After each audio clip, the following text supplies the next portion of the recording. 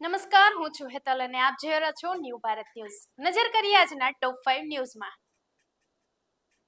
જૂનાગઢના ગીરના જંગલમાંથી વરસાદી માહોલ વચ્ચે સિંહ પરિવારનો મનમોહક વિડીયો સામે આવ્યો છે. ઝરમર વરસાદની રીમઝીમ વચ્ચે ગીરના રાજા અને સિંહણની ચહલપહલ કેમેરામાં કેદ થઈ છે. વરસાદના કારણે સમગ્ર ગીર જંગલ લીલાછમ બની ગયું હતું અને આ હરિયાળી વચ્ચે સાવજની અદ્ભુત હાજરીનો નજારો વધુ સુંદર બનાવી રહ્યો છે.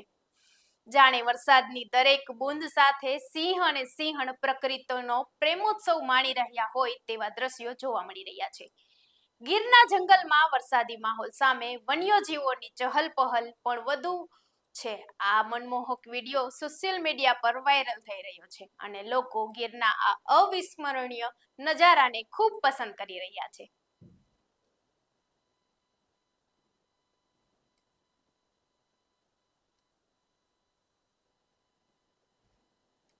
સાબરકાંઠાના પોડો ફોરેસ્ટમાં વરસાદી માહોલ વચ્ચે સહેલાણીઓને ભારે ઘસારો જોવા મળી રહ્યો છે. ઉત્તર ગુજરાતનું મિની કાશ્મીર ગણાતું પોડો ફોરેસ્ટ હાલ કુદરતી સૌંદર્યથી સોળે કળાએ ખીલી ઉઠ્યું છે. સતત વરસાદના કારણે અરવલ્લીની ગિરિમાળાઓએ જાણે લીલી ચાદર ઓઢી લીધી હોય તેવી અદ્ભુત નજારો જોવા મળી રહ્યો છે. પોડો ફોરેસ્ટ સહિતના આસપાસના ડુંગરો વાદળોથી ઘેરાતા પ્રવાસીઓ માટે વાતાવરણ વધુ મનમોહક બન્યું છે. ગુજરાત ઉપરાંત આંતરરાષ્ટ્રીય માંથી લોકો મોટી સંખ્યામાં સહેલાણીઓ અહીં ઉમટી રહ્યા છે.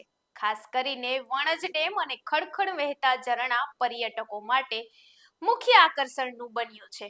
વરસાદી વાતાવરણમાં પોડો ફોરેસ્ટ સૌંદર્ય સોળે કલાએ ખીલ્યું છે અને સહેલાણીઓને મંત્રમુગ્ધ કરી રહ્યું છે.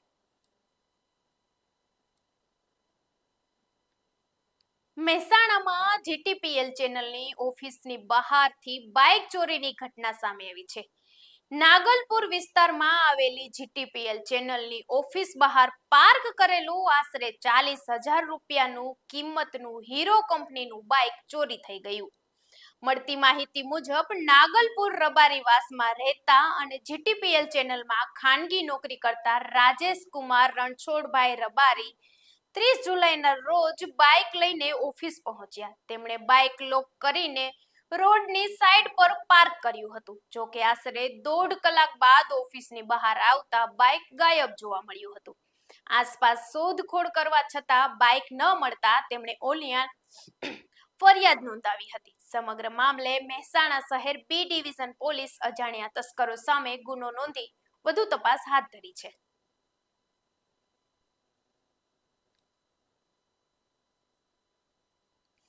સુરતના પાંડેસરા વિસ્તારમાં મુખ્યમંત્રી માતૃશક્તિ યોજના હેઠળ આપવામાં આવતા કઠોળના જથ્થાને લઈને ગંભીર બેદરકારીનો મામલો સામે આવ્યો છે.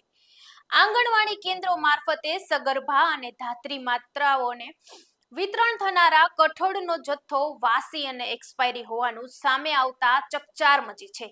આંગણવાડીમાં કાર્યકરો દ્વારા તપાસ દરમિયાન સમગ્ર મામલો પ્રકાશમાં આવ્યો હોવાનું જાણવા મળી રહ્યું છે. મહત્વનું એ છે કે આ જથ્થો સગર્ભા મહિલા અને નવજાત બાળકના પોષણ અને આરોગ્યને ધ્યાનમાં રાખીને વિતરણ કરવાનો હતો. ત્યારે એક્સપાયરી જથ્થો મળી આવતા તંત્રની કામગીરી સામે સવાલો ઉઠી રહ્યા છે. ઘટનાની જાણ થતા વહીવટી તંત્રમાં દોડધામ મચી ગઈ છે અને જવાબદાર અધિકારીઓ સામે કડક કાર્યવાહીની માંગ ઉઠી રહી છે.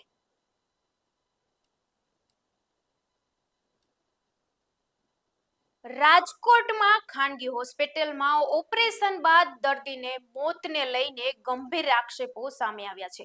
બાલેજી હોસ્પિટલમાં ગર્ભાશયની કોથળીના ઓપરેશન બાદ ડિમ્પલબેન પોબારનું મૃત્યુ થયું હતું. પરિવારનો આક્ષેપ છે કે ઓપરેશનમાં સર્જન સાથે રાખવાના પૈસા લીધા હતા છતાં સર્જન બોલાવાયો ન હતો અને ટેલિફોનિક માહિતીના આધારે ઓપરેશન થયું.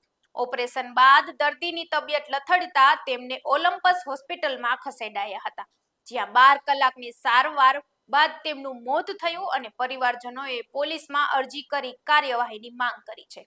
જોકે ડોક્ટર કવિતા લાધાણીએ આક્ષેપો નકારી કાઢતા કહ્યું છે કે ફોન પર ઓપરેશન થયું જ નથી અને ઓલિમ્પસ હોસ્પિટલનું બિલ પણ બાલાજી હોસ્પિટલે ચૂકવ્યું નથી.